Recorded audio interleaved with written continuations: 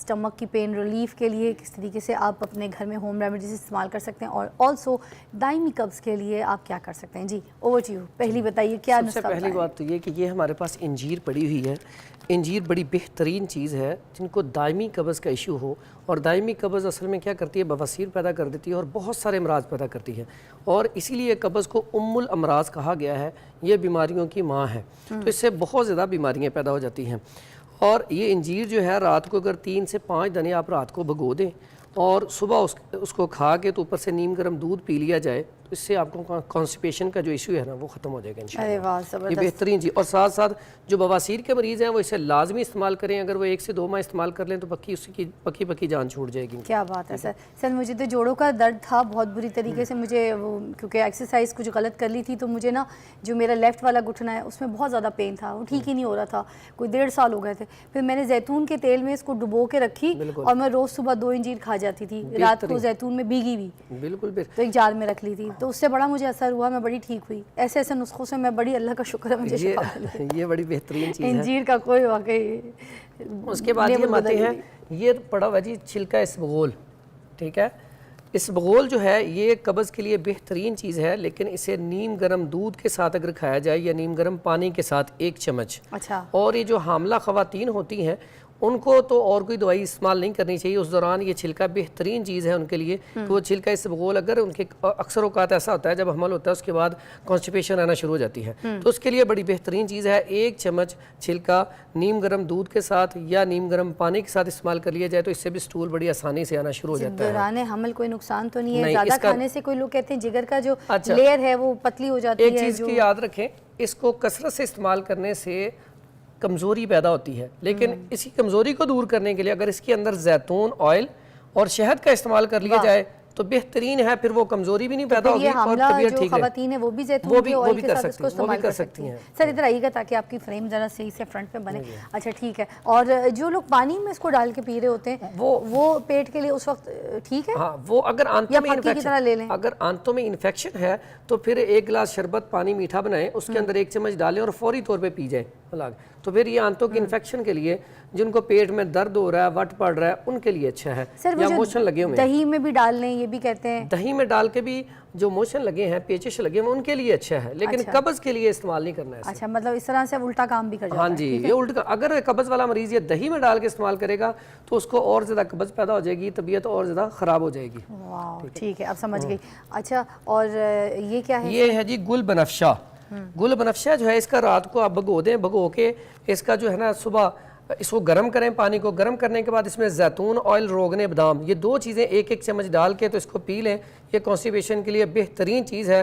अगर सुबह निहार इसको पिया जाए तो उससे स्टूल अच्छे तरीके से पास होता है और चंद दिन के करने से कब्ज बिल्कुल खत्म हो जाती है। क्या बात है। सर इधर आ जाइएगा, वो हमारे डायरेक्टर कह रहे हैं आप इधर ज़्यादा खूबसूरत लग रहे थे।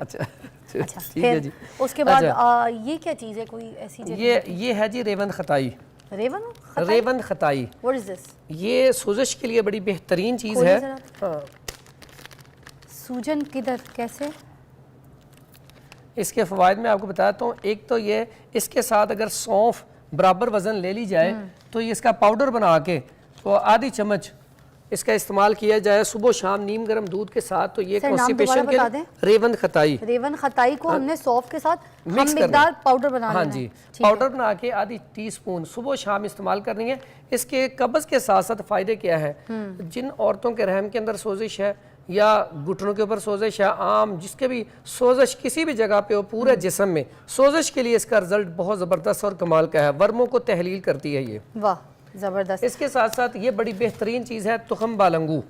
ये कब्ज़ के लिए इंतहाई मुफीद है। अगर इसको रात को 1 कप नीम गर्म दूध के साथ 1 चम्मच ले लिया जाए, 1 टीस्पून, तो ये भी सुबह इससे जो स्टूल पास होता है बड़ा बेहतरीन होता है। नीम गर्म दूध के साथ अगर कॉन्स्टिपेशन के लिए इस्तेमाल करना है, अगर आप दिल की धड़कन के लिए इस्तेमाल कर रहे हैं, गर्मी के लिए इस्तेमाल कर रहे हैं, तो फिर आपने ये ठंडे दूध या शरबत किसी में मिला के फिर पीना है। ओके, अच्छा। और ये कितने, ये जो तुखम मलंगा, ये कितने दिन करना है हमने? वैसे इसकी तासीर तो ठंडी होती है ना सर? लेकिन नीम गर्म दूध के साथ इस्तेमाल करेंगे तो कॉन्स्टिपेशन के लिए बहुत ज़बरदस्त हो जाएगा। ठीक है। और ये जोड़ों के लिए बहुत अच्छा है, पट्ठों के खिंचाव के लिए बहुत अच्छा है। इसके बहुत ज़्यादा फ़वाइद हैं। वाह वाह वाह, क्या बात है जी। एक कॉल शामिल करते हैं फिर आगे चलते हैं। अस्सलाम वालेकुम जी। हेलो, वालेकुम अस्सलाम। कौन है जी? मैं अहमद शरीफ बात कर रहा हूँ, कराची इलाहाबाद जी से। अहमद, क्या मसला है बताइएगा। मुझे सांस की प्रॉब्लम रहती है, सुबह में भी और रात में भी। तो ये है कि मैं कभी कभी इलेनर इस्तेमाल करता हूँ, इसके बावजूद से तकलीफ हो जाती है मुझे। तो इसके लिए कोई नुस्खा बता दें तो मेहरबानी होगी। सांस के लिए बड़ी बेहतरीन, सांस का मसला इन दिनों में अक्सर पेशेंट को ज़्यादा हो जाता है। जैसे ही सर्दी शुरू होती है और सर्दियों में सांस वाला जो पेशेंट है वो परेशान रहता है। इसके लिए सबसे पहला काम ये करें कि पानी सादा पिएं या नीम गर्म पिएं, जर्सियाँ जराबें पहन के रखें और आप अभी से ही जर्सियाँ जराबें पहनना शुरू कर दें। और कहवा जो है, अदरक मुनक्का, ये लाजमी पिया करें दिन में 1 दफ़ा, या फिर पुदीना और उसके साथ दारचीनी और बड़ी इलायची, इसका कहवा बना के दिन में 2 दफ़ा इस्तेमाल करें। और खाने में काले चने शोरबे वाले ज़्यादा इस्तेमाल करें, वो बहुत ज़्यादा ज़बरदस्त है सांस के लिए। उसके साथ देसी मुर्गी का शोरबा बहुत ज़बरदस्त है। आप खाने में ठंडी चीज़ों का इस्तेमाल बिल्कुल बंद कर दें तो इंशाल्लाह आपका मसला हल हो जाएगा सांस का। वेरी नाइस, चले ज़बरदस्त। ये केले किस चीज़ के लिए रखे आप? अच्छा, केले इसलिए रखें कि ये कैसी बात है, ये कब्ज़ पैदा भी करते हैं। अगर एक खा लिया जाए तो कब्ज़ पैदा करता अरे है। वाह। अगर इसको 4-5 केले आप खा लेते हैं थोड़े से मोटे मोटे करके, यानी कि उसके टुकड़े थोड़े से बड़े हों, तो ये कब्ज़ कुशा है। इससे आंतों के अंदर नरमी पैदा होती है और अजाबत खुल की होती है, यानी कि पखाना स्टूल अच्छे तरीके से पास हो जाता सर है। हिकमत में लोग ये इसको खाने से पहले क्यों खिलाते हैं? मोस्टली जब किसी ऐसे अच्छे ख़ानदानी घर में चले जाओ तो वो पहले कहते हैं आपको केले खा लें। Why is that important? हाँ, ये वैसे एक ना सिस्टम के फल के हवाले से होता है कि अक्सर औकात खाने के बाद खाना चाहिए, जी। ठीक है। लेकिन अक्सर औकात कोई चीज़ आए तो मैं समझता हूँ कि जो बनाना है ना, अगर हम बाहर जाते हैं ना किसी भी सफ़र पे, तो बाकी अक्सर फल धोने पड़ते हैं। जी। तो आप बनाना लेके इस्तेमाल करें, ये धोना भी नहीं पड़ता, इसको छील के खा लें।